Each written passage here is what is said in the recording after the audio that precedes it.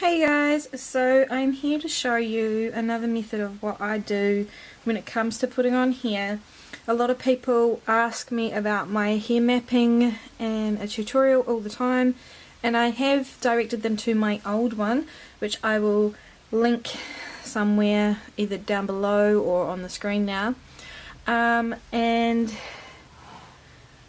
I decided that it was kind of outdated because I don't do that anymore, so I'm making a new one. And as you can see, I've already mapped out Naya's head, and I've taken photos of that, so I will show you them in this video, but I just wanted to go over it kind of in person as well.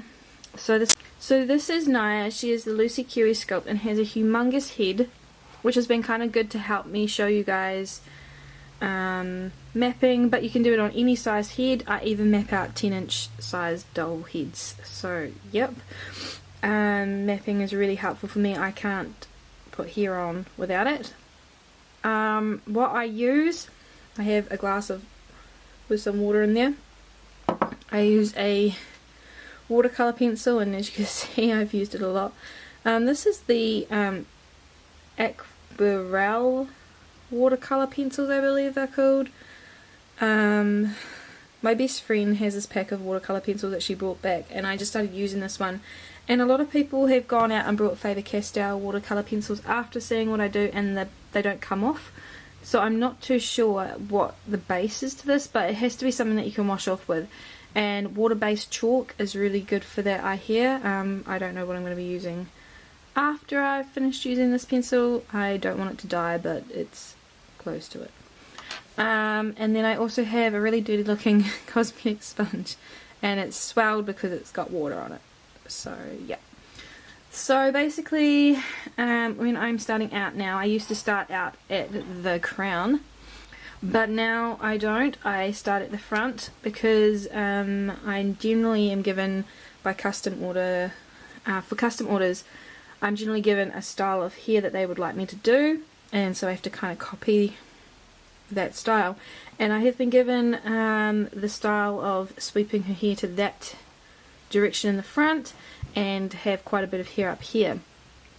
And so I have chosen most of the time now to start by doing the front hairline, and this looks quite far back, and that's fine because when you get to this point and you've put your hair in, you can always add to the front. But if you put your hairline too far forward and it's like down here and then your hair's in the, you know, like, you've got to be a bit realistic. So I always put it back further than what I need to.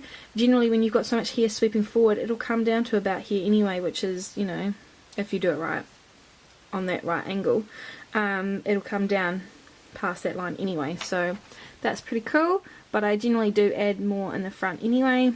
And then I go around this line once I've got this sort of even on each side. And I know it's not completely even, but it's as close as it gets. I then come along and do the ear. Now I used to have some fancy way of doing it where I'd measure with my thumb or something ridiculous like that, but I kind of just wing it now. I just look at sort of where I need to put it, and if it looks too far back that way, then I will bring the hairline in. If it looks too close, I will not go as far. It's sort of just like a guessing line. And then I do the same on the other side. See, this one's a bit closer than the other one, so I'm going to have to bring the other one in, but that's okay. And then I join that line from there. I need help with it.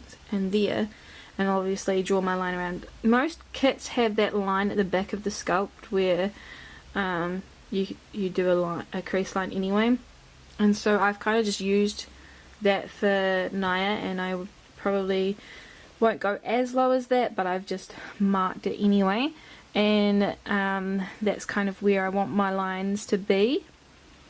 So once I've done that outlining around the shape of the head all the way around, I then come to the front of the head, which is here, and see my parting line here. I've kind of dragged that back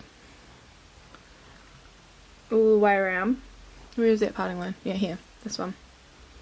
And then come in and made my swell. And generally that by the time I get to that, that's kind of faded anyway, so I redraw it, but that's just a basic swirl. And then from there, as you can see, I have drawn lines coming out of the swirl in the direction that I want them to go. So I generally always start with the back. So I did this line here first, and then did the continuous lines around, and I don't map out excessively at this point because it all wipes off in the end anyway. I don't know what it is about my special pencil, but it's pretty cool. Doesn't leave any mark. But as you can see, it's pretty blunt, so that's why the lines look really bad here. But I always start when I'm putting hair on a baby. This is personal preference. I know a lot of people start with the front hairline. I do that last. So I start at this corner here, and so I've mapped out, and I do small lines because it's easier for me. That's just my personal preference. I like to do small lines and lots of them, so I fill them in and then can come back and change the direction of how I want hairs to sit in a little section. So that's what I found works for me, but it doesn't work for everyone. So I've got that section mapped out. I'm going to be starting there soon, and then I follow all the way around to the back and then to this side, and when I get to each section I will mark it out and then fill it in. You know, it's a little bit tedious, but that's what works for me. So they're not blank like this all the time, so I can end up having hairs going that way, hairs coming down here, you know, well, not on that same angle, but I just work within those two lines and set up the hairs as I want them to go. So I follow that all the way around to this side, and then instead of coming to the front I go to the crown and do the crown, because I find that when you have the head down like that, when you're working, those front hairs can get rubbed out if they're too far down. So I really hate that, so I tend to do the front hairs last. So then I will go around, do this swirl or crown, and then I will fill in the top, and I start at the back parts and then do the front part last. And then I don't have them marked out, and I never mark them out until I'm finished with the front hairlines and all that stuff, but I do the hairs, the side hairs down here, and I'm probably gonna go from there because there's a nice wee crease there or indentation there that I can follow those hairs down quite nicely. But I just mark them out at the very end because I don't need them there right now. And yeah, so that's basically what I do. There's not really a great deal more that I can say, except for try it yourself if you're interested, and show me on Instagram some pics if it helped you, or comment below if it helped you at all.